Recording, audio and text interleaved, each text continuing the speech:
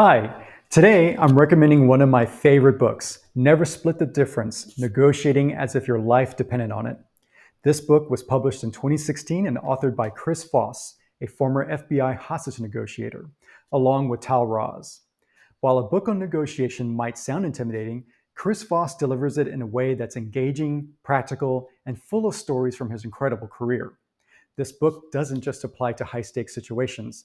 It's packed with tips you can use in everyday life, whether you're buying a car, negotiating a raise, or even settling where to eat for dinner. Here are my three key takeaways from the book that I'd like to share. 1. The power of no.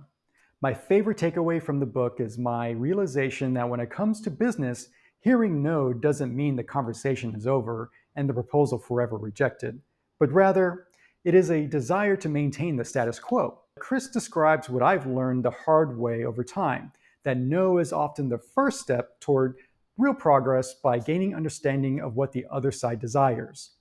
This then gives you an opportunity to revise a proposal and try again. 2. Tactical empathy. Understanding and validating emotions is a game changer in any negotiation. Voss suggests to closely observe a person's face, gesture, and tone of voice as a way to achieve neural resonance. For critical discussions in my life, I've imagined I'm the person I'm about to converse with, visualize myself in their position, and put in as much detail as I can. I try to think about their needs, concerns, and the questions they will ask. Just going through that exercise often helps me revise my own thoughts, and I get more meaningful outcomes from those discussions. 3. In the chapter Bend the Reality, Chris discusses several techniques to use when negotiating price. Two that I've found helpful, especially with my last two vehicle purchases, are anchoring and ranges.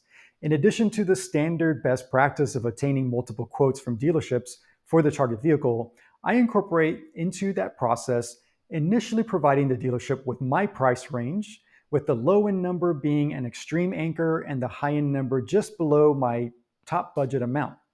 While I do get a lot of rejections, with some patience, I always end up finding a dealership willing to meet me in the middle of my range, which ends up being much lower than my top budget amount.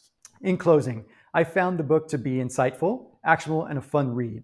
I highly recommend it to anyone looking for more tools to help them improve their communication and negotiation skills. Have you read this book? If so, what are your favorite takeaways? Also, what are you reading these days? I'd love to read about your takeaways and recommendations in the comments.